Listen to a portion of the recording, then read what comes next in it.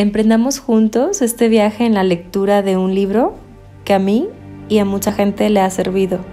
Ojalá que a ti también. Límites sanadores. Estrategias de autoprotección. De Anselm Grün y María M. Robben. Contraportada. Vivir en lugar de ser vivido. De eso se trata, ya que el que no pueda decir no, enfermará.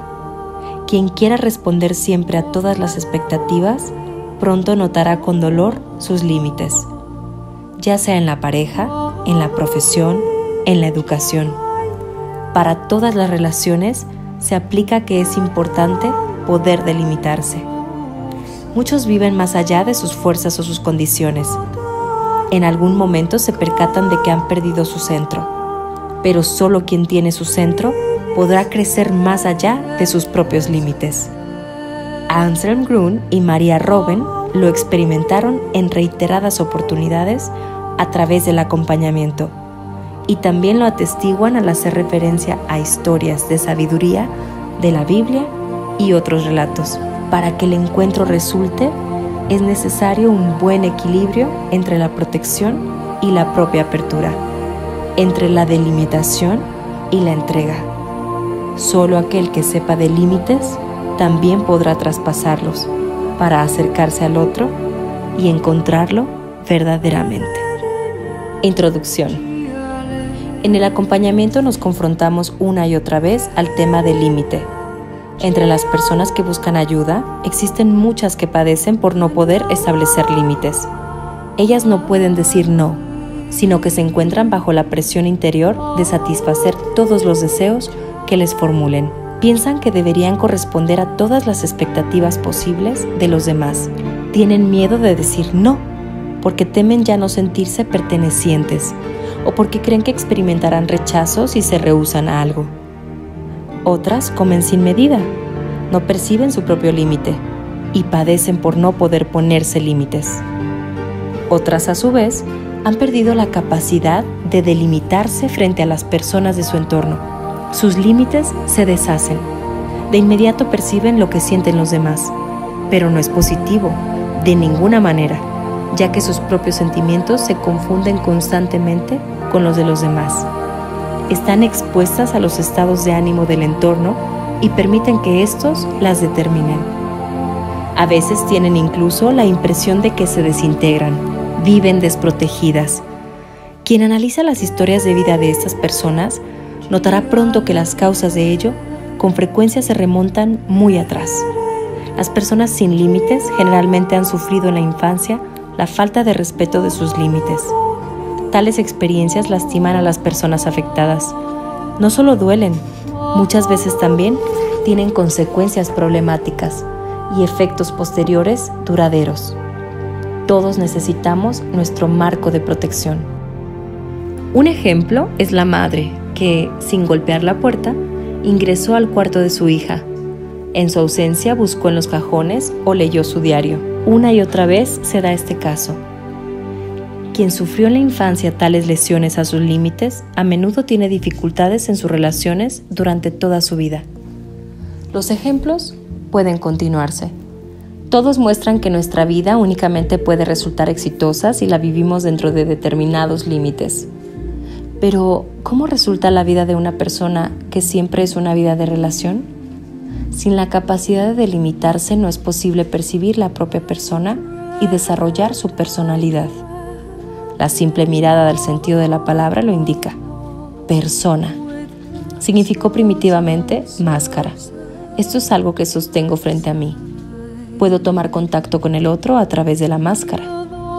El vocablo en latín personare significa sonar fuerte. A través de mi voz, de mi habla, llego a la otra persona y de este modo se produce el encuentro. Para que el encuentro resulte, es necesario un buen equilibrio entre límite y violación del límite, protección y apertura, delimitación y entrega de sí mismo. Debo conocer mi límite. Recién entonces podré traspasarlo para acercarme al otro y encontrarlo, para palparlo en el encuentro y, probablemente, experimentar un momento de llegar a ser uno. Visto de este modo, El encuentro siempre tiene lugar en el límite. Debo llegar hasta mi límite, hasta lo más exterior que me sea posible, para llegar al otro. Si el encuentro resulta, los límites ya no son rígidos y divisores. Entonces los límites son fluctuantes. Entonces, en el límite y más allá del límite, se llega a ser uno. El encuentro, sin embargo, no es algo estático, sino algo que ocurre siempre en la ejecución viva. Después del encuentro, cada uno retorna a su ámbito, enriquecido por la experiencia del límite. Para el escritor francés Romain Rolland, el tratamiento adecuado de los límites es incluso la clave determinante de la felicidad. Él afirma que felicidad significa conocer sus límites y armarlos. En su óptica se trata, por lo tanto, no solo del arte de delimitarse o de conocer nuestros límites, también debemos amarlos. Esto significa que debemos estar de acuerdo con nuestra limitación, agradecidos por los límites que experimentamos en nosotros y en el otro. La clave de la felicidad radica en amarse en sus propias limitaciones y también amar a los hombres con sus límites. No siempre resulta sencillo, ya que preferimos desarrollar imágenes nuestras de ilimitación. No obstante, para Romain Rolland es un hecho. Quien se reconcilia con sus límites y se maneja afectuosamente con ellos, tendrá una vida exitosa y experimentará felicidad. Muchos hombres padecen en la actualidad sobreexigencias, que pueden tener varias causas. Una causa reiterada es que las personas sobreexigidas y extenuadas no han observado su límite. Viven por encima de sus condiciones y en algún momento notan que han perdido su medida interior. Sin la medida correcta, la vida no resulta. Pero también existen personas a las que les sucede otra cosa. De tanto delimitarse, no descubren su propia fortaleza y nunca crecen más allá de su propio límite. Al contrario, permanecen atrapadas en su estrechez. Decimos que tales personas son muy limitadas, no ven más allá de sus caras, casi no resisten cargas, son incapaces de expandir sus propios límites y los de su grupo, a fin de admitir una nueva vida. Quien habla sobre el tema límites siempre se confrontará también con preguntas actuales.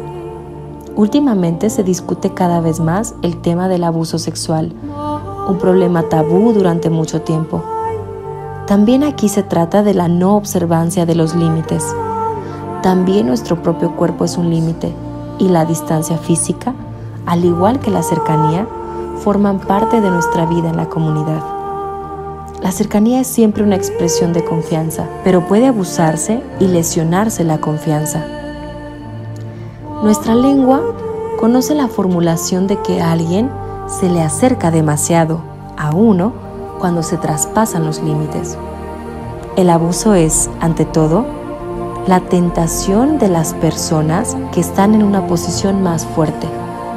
Padres, tíos, hermanos mayores, asistentes espirituales, terapeutas, médicos y maestros.